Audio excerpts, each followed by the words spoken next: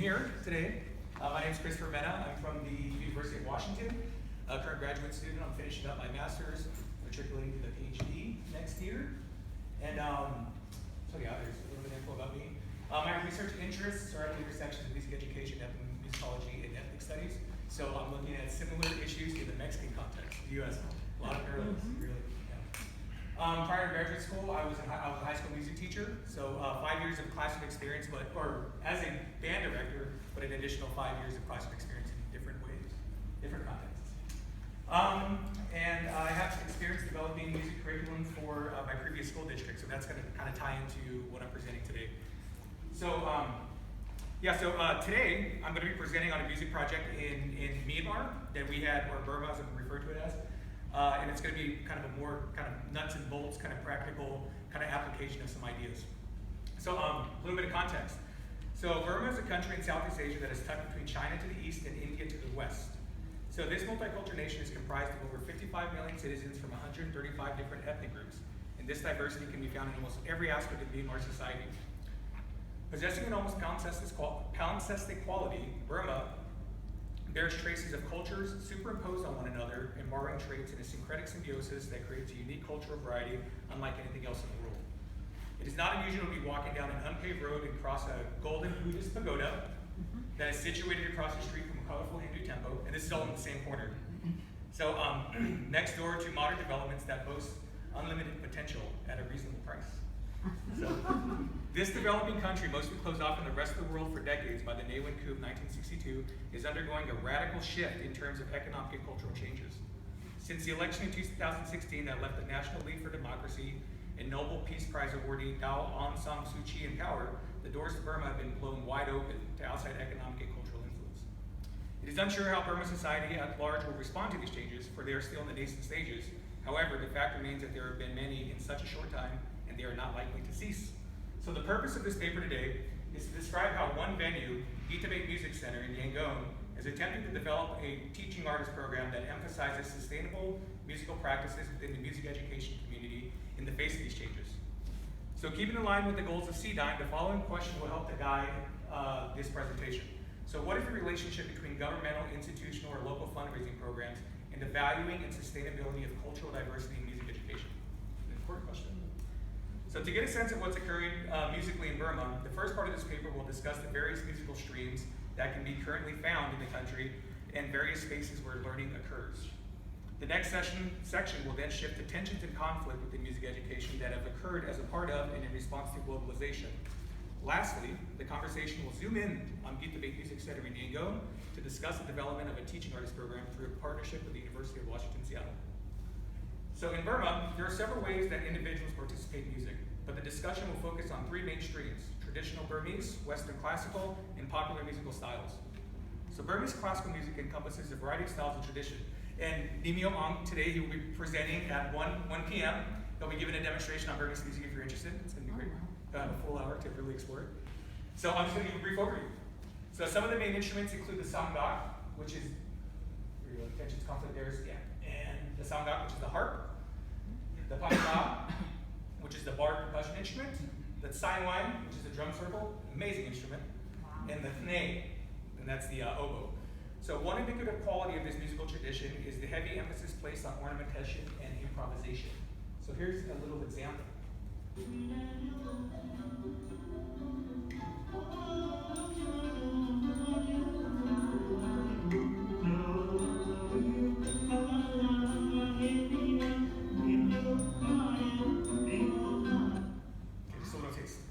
So popular music is also immensely popular. Heather McLaughlin has provided the most thorough examination of the industry to date in her book, Burma's Pop Music Industry Creators, Distributors, Censors. So keeping the discussion focused on specifically Burmese musical phenomena, she dedicated a sizable portion of the book to the genre kapitachin, or copy music. So in terms of composition, this style of music is essentially a contrafact of an existing tune modified with the incorporation of lyrics in Burmese. So as a test, and I'll give you a little example. So I don't know if any of you are familiar with Metallica, but this is a kind of Burmese Metallica version.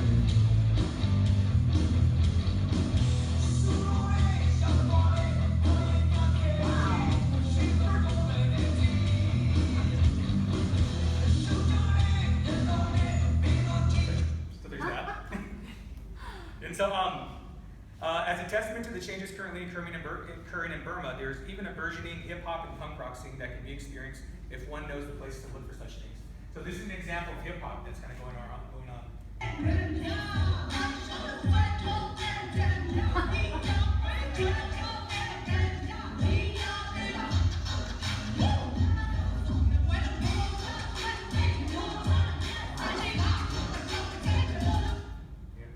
a little bit of punk rock.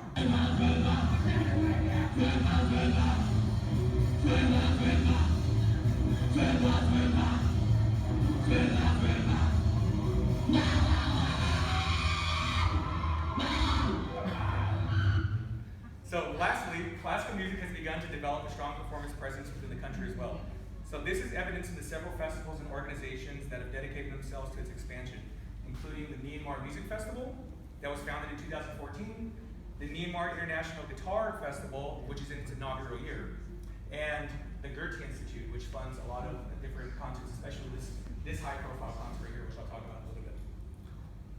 So there are also a variety of settings where individuals go to receive music instructions, ranging from living rooms and guitar shops to universities. So in terms of formal settings, international and private schools often include music in their curriculum. So an example of this is the International Language and Business Center schools that provide instruction in both Western classical and Burmese classical. So this is all in one school. So these are traditional instruments, and they have room for orchestra, and so so they teach both styles of music in this school. So for Burmese classical music, the premier venue of learning is the heavily funded and government-regulated University of Arts and Culture in Yangon. However, obtaining information about curriculum instruction in this venue is elusive because the campus remains closed to open visits from foreigners. So I couldn't go see anything. When I was there. So other spaces for instruction include private tuition schools such as Legacy Musical Academy, which actually shut down a few months ago. That I was told, Nino told me. I didn't realize that. And Get to Make Music Center, which will be the focus of this paper. It should be mentioned here that while there are an increasing number of spaces for musical learning, access is often determined by one's ability to pay tuition. So while formal music instruction and exposure to new styles is growing in Burma, it is still something relatively new in this society due to previous government restrictions on what individuals could consume. So fear of foreign influence was one of the main concerns of the Burmese government since the 1962 Naewin coup, and music was often used as a resource to reinforce a national Burmese identity in the face of this perceived encroachment. An example of this is found in the annual Silka Yeti Arts Festival in Burma that was founded in 1993. So according to Gavin Douglas, funding from the SLORC, and that is the State Law and Restoration Council government that was post-1988, government during this time was heavily increased for arts that emphasize traditional culture. So they focused a lot of funding on traditional culture. So Douglas argues that by selectively emphasizing elements drawn from the pre-colonial court, the regime was directing national identity away from freedom-fighting, anti-colonial themes of independent identity to one of royal submission and tradition.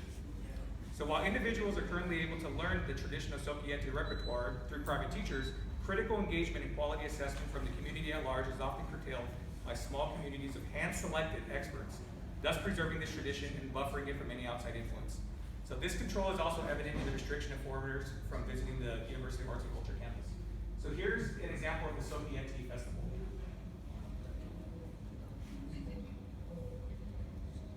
And this is pulled from an archive that Get to Make Music Center has, which Nino is the curator of.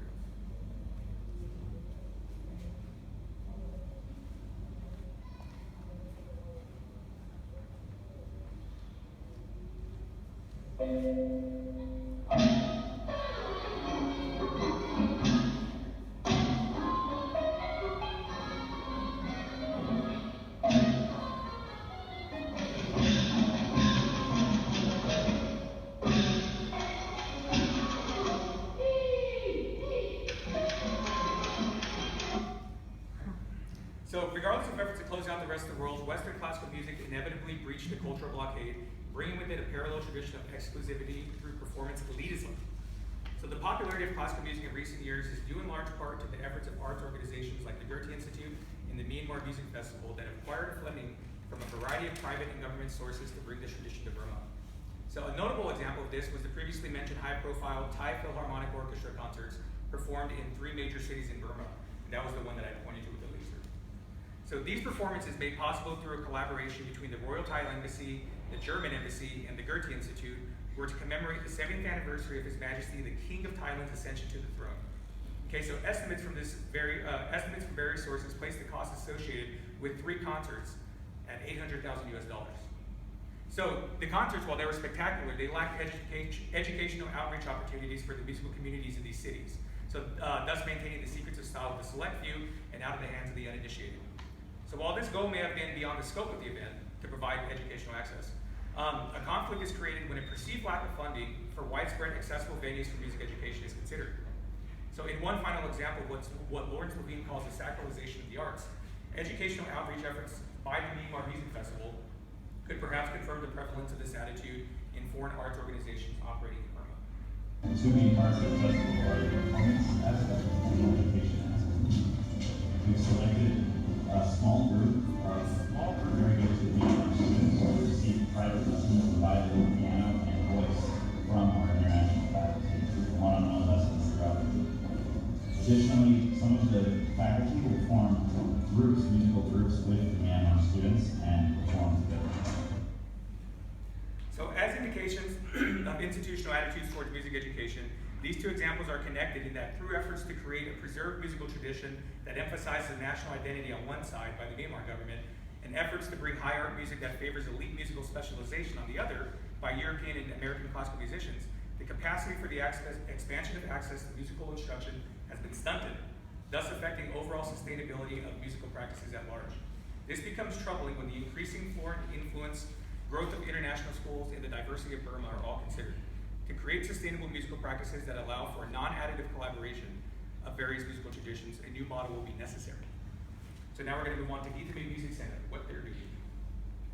Cdime Music Center is a community music school that was founded in 2003 by American pianist Kit Young. The mission of the school is indicated in the following key statement: to build a supportive community of musicians and audiences locally, and to encourage sustained and meaningful contact with international institutions, teachers, and performers. To achieve this goal, the school has relied mostly on funding from foreign organizations such as the HEDA Foundation and the Open Society Foundation to pay for teachers and provide scholarships for students.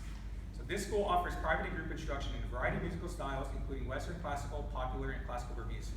So Cdime Music Center is also involved in several projects that provide performances, workshops, and the capacity to develop curriculum for the arts in several settings, including government schools and monastic schools. They also even provide performance for relief efforts. So Cyclone Nargis in 2009, they have provided performance for all these children who were displaced by that cyclone. The school is also home to several ensembles, including a large choir, an orchestra, and smaller groups founded by members. One a cappella group formed by members of Cdime, Hangover, recently took runner-up in the annual Myanmar's Got Talent competition. So yeah, pretty exciting. So Cdime Music Center flagship ensemble, Cdime Voices, has also been involved in several efforts to collaborate with international groups, such as the a cappella group Spizweeks from Yale University, a performance with Joan Baez in San Francisco, and an exchange with the Japanese school in 2009. They've also hosted several visiting artists from various countries, including the United States, Germany, Thailand, and Norway. So recognizing the need for expanding access to high quality and sustainable music instruction for all students, recent efforts at Cdime have shifted to the development of a teaching artist program. While the school is very much still focused on creating music, it has devoted considerable resources to ensure this program, which seeks to fill a foreseen need to place music teaching artists in all educational settings, is sensitive to cultural diversity in Burma while emphasizing the importance of creating music in a variety of settings. So through an official partnership with the University of Washington, steps have been taken to provide this effort with momentum to fully develop. So in the summer of 2016, I was invited to Cdime Music Center for a 1-month residency to work collaboratively with the teachers and students to develop a curriculum framework for the Teaching Artist Program, or TAP as it's called. As an outsider, I was not seeking to impose my understanding of what the curriculum should be, but rather collaborate with the teachers there to build something based on their needs. To approach this project, I used ideas from 2 main texts. So one was the document colloquially known as the Manifesto from College Music Society, and this was co-authored by Patricia Sheehan Campbell, David E. Myers, and Edward W. Serra, and the Music Teaching Artist Bible by Eric Booth. So considering the institutional sacralization of music currently found in Burma, I decided to use the manifesto as a guide for this project because it embraced a more holistic view of music education based on 3 pillars. creativity, diversity, and integration. So additionally, the manifesto offers practical considerations that were used to develop the program based on a bottom-up approach that centered the focus on the needs of the school as were generated through discussions with the students and teachers. To create a sustainable foundation, the 3 change activities also recommended by the manifesto were integrated into the design of the program. And those were to deploy designs for new courses, initiate ongoing conversations, and to establish self-organizing mechanisms. Now this is an important part, getting people to do things on their own, you know. To accomplish this goal of designing new courses for the program, discussions centered on the needs of the school and focus groups were acted as a facilitator. So after analyzing the interviews for main themes, I carried out additional semi-structured interviews in order to member check what emerged. So there were 6 main themes for courses or dimensions that emerged from the conversations with the teachers. And these were musicianship, pedagogy, critical thinking, professionalism, cultures of Burma, and language development. So these are all the things that they wanted to learn and emphasize in their curriculum.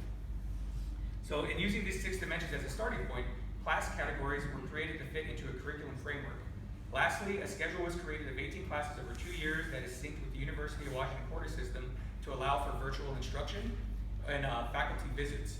So if there was a faculty on sabbatical or they were able to take a leave of absence to go travel to teach there, it would be in line with our schedule. So the following curriculum framework is the result of the collaboration. So we have quarters aligned with University of Washington quarter system, and we have all these different courses that we had developed. One of the key ones was this critical thinking class.